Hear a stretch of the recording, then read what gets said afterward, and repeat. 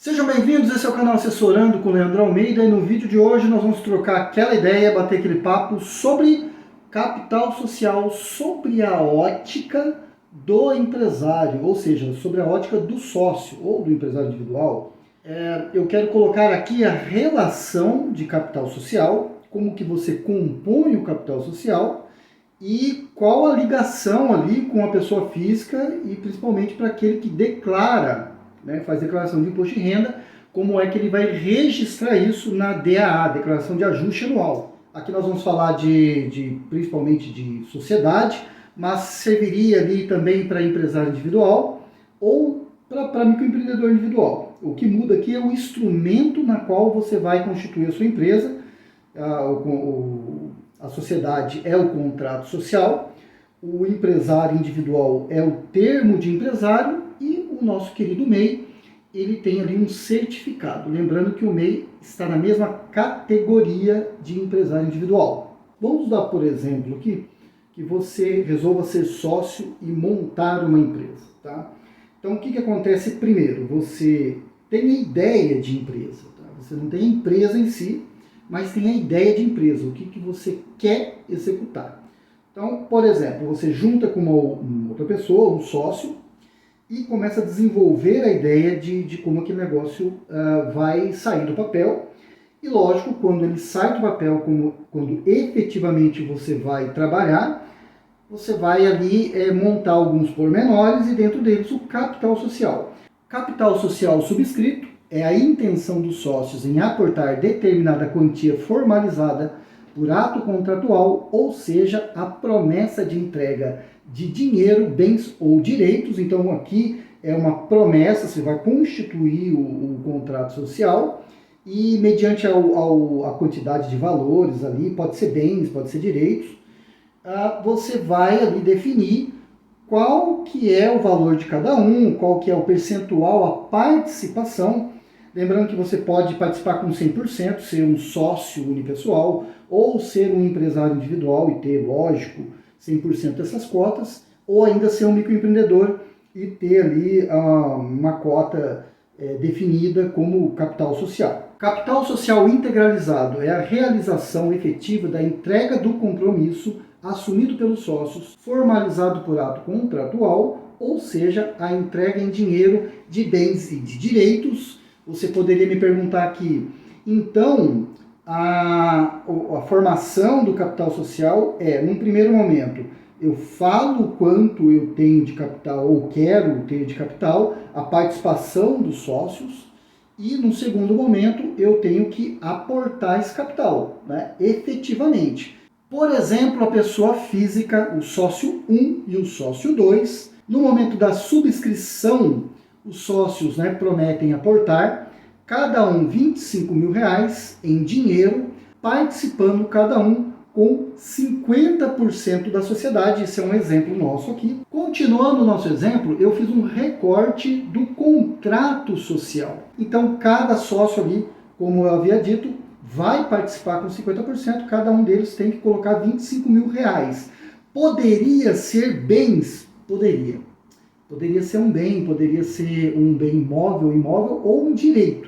E você não pode integralizar prestação de serviço. Tá? Vamos dizer que um sócio entra com capital e o outro entra com serviço. Você não pode integralizar isso, a legislação não permite. O sócio 1 e o sócio 2 efetivamente entregam o dinheiro aportado para a empresa XYZ, na qual agora ela existe como empresa, está registrada na junta comercial, tem o CNPJ. Nesse momento eu quero crer que essa empresa abriu uma conta corrente e vai começar a operacionalizar. Ou seja, o dinheiro investido para começar um negócio já está ali.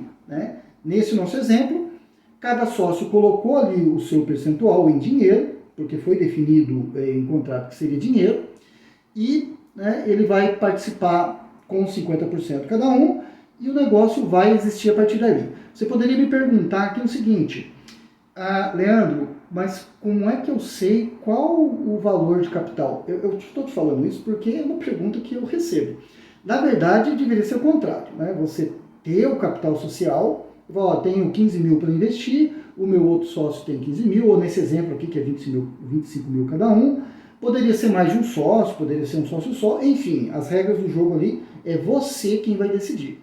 Leandro, mas qual que é a relação ali com a pessoa física, com declaração de imposto de renda? Vejamos no nosso exemplo que o sócio 1, ele é obrigado a transmitir a DAA, Declaração de Ajuste Anual. Então, os 25 mil reais investidos na XYZ deve ter origem na declaração de ajuste anual da pessoa física. Neste caso, haverá conversão de recursos financeiros em um direito no valor de 25 mil reais dentro da declaração de ajuste anual. Então, veja bem, nesse exemplo nosso, esse sócio, o sócio 1, ele tem 25 mil reais.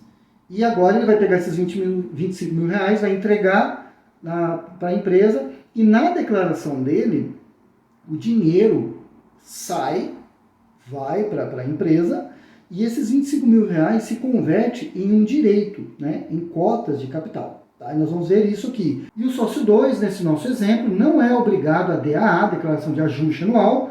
Os 25 mil reais será captado via empréstimo bancário, ou poderia ser empréstimo de terceiro. No caso de transmissão de DAA, deverá ser registrada uma dívida de 25 mil reais, assim como um direito de 25 mil reais. Veja bem, esse sócio 2, por exemplo, não tem o dinheiro, então ele vai captar recursos. Pode ser emprestado de um familiar, pode ser um recurso ali que adveio de uma fonte tipo o fundo de garantia, que acontece muito, muitas empresas nascem a partir do recebimento de fundo de garantia, tá? E nesse nosso exemplo aqui, ele vai tomar um empréstimo bancário, vai registrar na sua declaração, né, se ele for obrigado ou desejar transmitir ela de modo facultativo, e ele coloca lá nas dívidas que ele tem um valor devendo para o banco, ao passo que ele tem 25 mil reais agora como cota de capital. Porque veja, nesse caso ele não tem dinheiro, não tem o recurso, né? O mesmo caso serviria se ele tivesse obrigado a transmitir a declaração. Essa declaração está na base da Receita Federal, a Receita Federal conhece o seu patrimônio e ele não tem origem. Como é que ele vai abrir uma empresa? Vamos lá, eu trago do sócio 1 a ficha de bens e direitos, na qual ele transfere 25 mil reais para a empresa XYZ, na qual ele comprou as cotas, e a situação dele bancária, nesse caso, lá em 2021, por exemplo, é de zero. Por quê? Ele pegou 25 mil reais e transferiu. Ele passa a ter um direito, né, que é uma aquisição de 50 mil do capital social da empresa XYZ. Então perceba que o dinheiro se transformou em um direito. O sócio 2 tem as cotas de capital, né, ele adquire 50% da cota de capital. Ele precisou, nesse nosso exemplo aqui, de buscar esse dinheiro no banco, né? Empréstimo realizado pelo Banco ABC, né, no nosso exemplo, e aí ele declara lá que a situação de dívida com o banco, ele amortizou 10 mil, portanto ele tem uma dívida, os 25 mil passa a ser 15 mil. Então veja que para ele justificar, né, para ele ter o recurso ali para abrir o negócio dele, nós recorremos ali a um empréstimo. Nesse caso aqui nós vamos dar um exemplo onde um sócio sai. Sócio pode sair? Pode. Tá? Tem dois sócios, um sócio resolve sair. Quem ficou sozinho. Ele se torna um sócio unipessoal. Pode? Pode. Pode entrar um outro sócio no lugar? Pode. Há critérios para isso, há toda vamos dizer assim, toda uma regra para que um outro sócio entre e tudo mais. Mas nesse exemplo aqui, eu quero que você entenda que os dois são marido e mulher. Tá? Por que marido e mulher? Porque eu vou trazer um exemplo real aqui, na qual aconteceu, onde o marido faleceu. Tá? Então essa saída do sócio não foi uma saída natural, onde um sócio diz, olha, eu não quero mais, fica com as minhas cotas, eu vou vender elas. Aí a questão de venda das cotas, né, a cessão de cotas, tem todo um critério ali, ou eu cedo ela pelo valor de custo original, ou valor de mercado, ou valuation, né?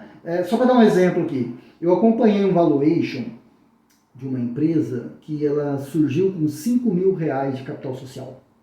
5 mil reais de capital social. Passou-se 2, 3 anos ali, a empresa estava foi avaliada a valuation, tá? Não vou entrar em detalhes aqui do valuation, porque nós vamos estender muito. Foi avaliada em 2 milhões. É sério isso? É sério. Eu acompanhei tudo, montei balanço patrimonial, fiz algumas avaliações ali. Essa empresa não foi vendida, mas só para te falar que a cota de capital era 5 mil, mas ela chegou a valer, a empresa geradora de caixa, geradora de recursos, geradora de riquezas, chegou a valer 2 milhões de reais. É loucura, mas existe, depende muito ali da atividade. O sócio remanescente, nesse exemplo, fica como unipessoal, o sócio 2 ele sai. Então o sócio remanescente, o sócio número 1 aqui, do nosso exemplo, fica com 50 mil reais e com 100% das cotas de capital. A esposa fica com a totalidade de suas cotas, ela adquire, nesse nosso exemplo foi por adjudicação, nos termos de uma escritura pública, tá? Mas o que eu quero dizer aqui é que ela tinha 25 mil e do nada não, através de um trâmite, todo lá um processo, né, de escritura pública, fazer inventário, levantar todos os bens do cônjuge ali, transferir para a herdeira, né, que ela é herdeira nesse caso aqui, tem todo um trâmite ali, não é da noite para o dia. Olha, esse é um trecho do inventário da escritura pública, onde a sócia, né, que é a esposa, passa a ficar com a totalidade das cotas ali. Era 25 mil cotas, ela passou a ficar com 50 mil cotas. E veja bem que o Estado de Minas Gerais avalia essas cotas em 354, 202 e 6 centavos, para ser mais exato. Então o Estado ele faz uma avaliação. Leandro, como é que ele fez essa avaliação? Não sei. E por que não 50 mil? Você me perguntaria aí. Por que não 50 mil? Por que o Estado... Porque essa empresa, ela é uma empresa geradora de caixa, geradora de riqueza, e o valor de mercado, segundo o Estado de Minas Gerais, é esse valor. E veja aí que teve pagamento do ITCD, tá? Vamos dar uma olhadinha como é que foi essa memória de cálculo. No nosso exemplo, olha aqui, participação societária, 50 mil, e também aqui a memória de cálculo que eu trago, tá? A alíquota é 5%, de um valor ali, que essa base de cálculo, ela não é essa base de 5% sobre 330 mil, coincidentemente deu 330. Mas o que acontece? Pegou o conjunto de bens do nosso cliente falecido e 50% era do sócio. Então, provavelmente ali os bens da pessoa, ela chegou em 660 mil reais. Então 50% era do sócio.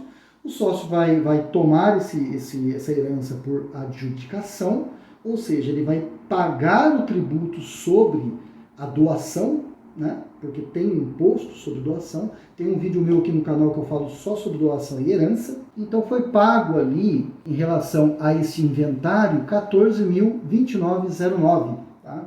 Então ela pagou esse imposto, ITCD, que é o imposto estadual, e ficou com os bens dele, né? Herdou os bens dele, essa herança tem essa incidência desse tributo aí. E o capital social dela, o que nós fizemos? Nós fizemos uma alteração contratual, tá? Fiz todo um procedimento lá, é um procedimento bem bacana, na qual a sócia fica sozinha, a gente assina, somente ela, né? O outro sócio, por ter falecido, a gente entra com o inventário ali, faz todo o procedimento e ela passa a partir desse momento ter a totalidade das cotas de capital. Então veja bem, a questão de cotas de capital ela é extensa, tem vários pormenores aqui, eu tentei trazer um tema que te interessasse no sentido da pessoa física, tá? Então tomar cuidado ali com a declaração de imposto de renda. Eu abro uma empresa, coloco capital nessa empresa, muitas das vezes a primeira pergunta que eu faço, você transmite declaração? Você é obrigado a declaração? Ah, sou obrigado. Qual é o lastro? Qual é a sua origem? Você tem recursos? Não tem?